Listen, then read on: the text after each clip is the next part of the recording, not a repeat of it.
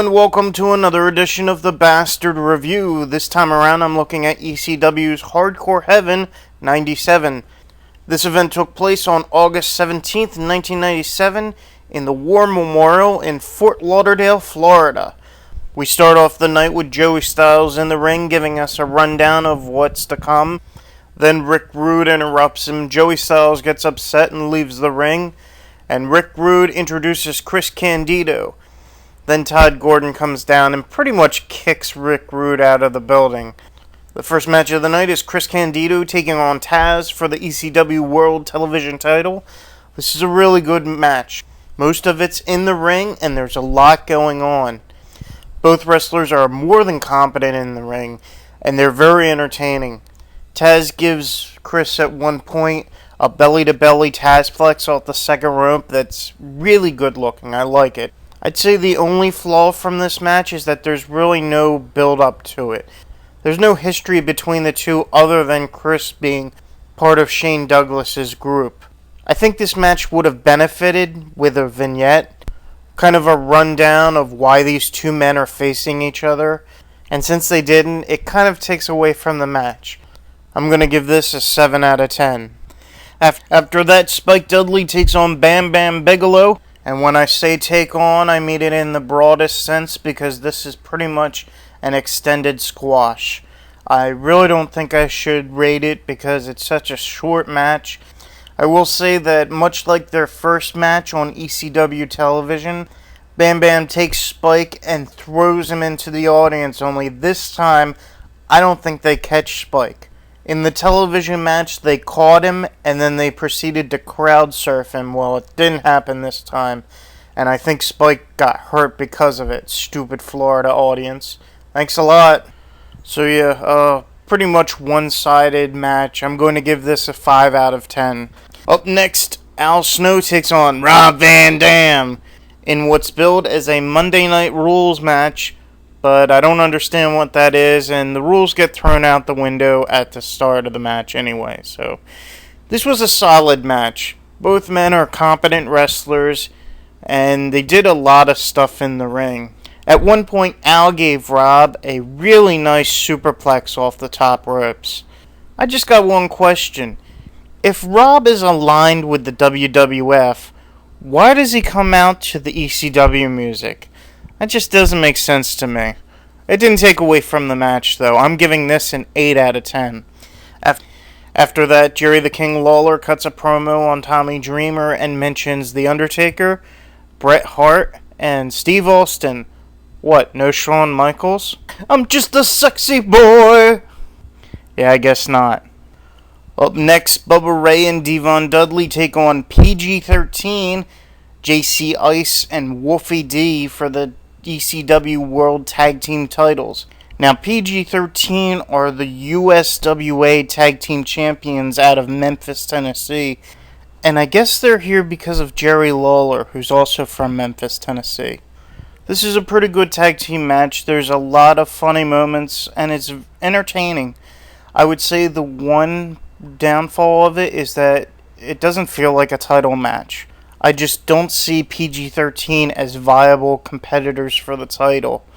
Maybe if they had a history with the Dudley Boys, it would have made more sense, but to me, it just seems like a throwaway title match for no reason. But still, it was entertaining, and I can't fault it for that. I'm going to give this a 6 out of 10. Up next, Tommy Dreamer takes on Jerry the King Lawler. This was a great brawl. First match of the night, which is definitely a plus. What made this so special was that, well, first they beat each other up. And they went out to the crowd a couple times, but they mainly stuck to the outside ring. What made this really special is that late in the match, just when Tommy gets the upper hand and it looks like it might be the end, the lights go out, and Rick Rude is there, and he attacks Tommy, and the ref can't do anything because he's been knocked out previously. So he throws Tommy back into the ring, and Lawler starts to beat up on Tommy.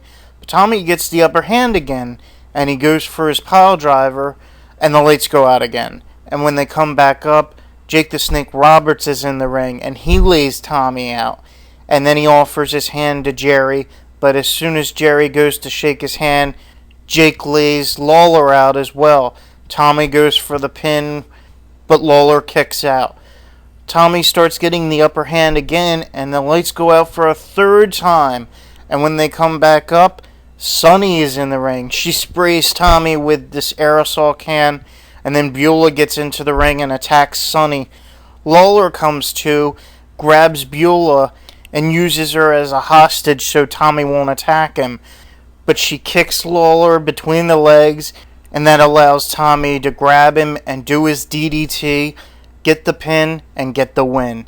It was a really great match. There was a lot of story behind it, and it has a great payoff.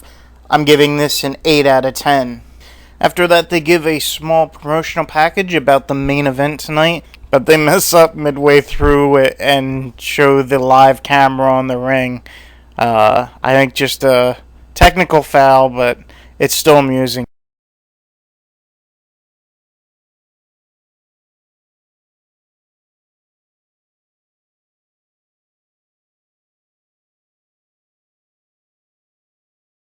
Finally, we come to the main event. Sabu defends his World Heavyweight title against Terry Funk and Shane Douglas in a 3-way elimination match. And seriously, let me tell you what a phenomenal match this is. This is the second time all three have faced. The first time was at the night the line was crossed, and I believe I gave that a very good rating. This match outdoes that one. There are some really memorable moments in this match. At one point, Shane and Funk take Sabu and they give him a Death Valley driver on 2 chairs. It looked so painful. There's also a lot of interference in this. At one point, Bill Alfonso goes to attack, I think, Terry Funk, and Todd Gordon comes out and attacks Bill Alfonso. They're both driven through a table at the same time by Sabu because he thinks he's coming down on just Lawler. That was a beautiful spot. Sandman finally shows up and helps Funk eliminate Sabu, and then Sabu attacks Sandman. It was just a great spot as well. Security comes out to grab Sandman and escort him off the premises, and Sabu dives off the top rope onto all of them. Oh, it looked so beautiful. It was such a great moment.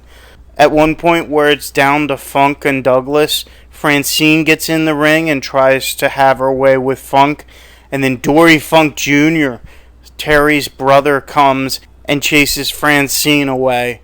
That was another nice spot. The ending is very quick, and it's very unexpected. I can see why they go with it, and I'm honestly surprised they didn't call this pay-per-view Crossing the Line again. It would have made a little more sense. At the end of the match, Joel Gertner comes down with the Dudleys and offers their services to Shane. And then Shane's team partners, Chris Candido and Bam Bam Bigelow, come down, and all 6 men go at it. And the whole ECW roster come out and just split them up. It was a really great way to end the show. This was just a great match overall. And it's very rare when I give this out, but I've got to give this match a 10 out of 10. It definitely earned that rating. Overall, ECW's second pay-per-view, Hardcore Heaven, is a solid card. You've got pretty high-profile matches here, and even the ones with little stories still deliver. Hardcore ECW fans will have this one in their collection, and if you're just a casual fan of wrestling, I would recommend checking this out. There's definitely some good stuff going on in this pay-per-view. I'm going to give this a 7 out of 10. Thank you for listening. Please tune in again to another Bastard Review when I review another wrestling DVD in my collection or anything else that crosses my path.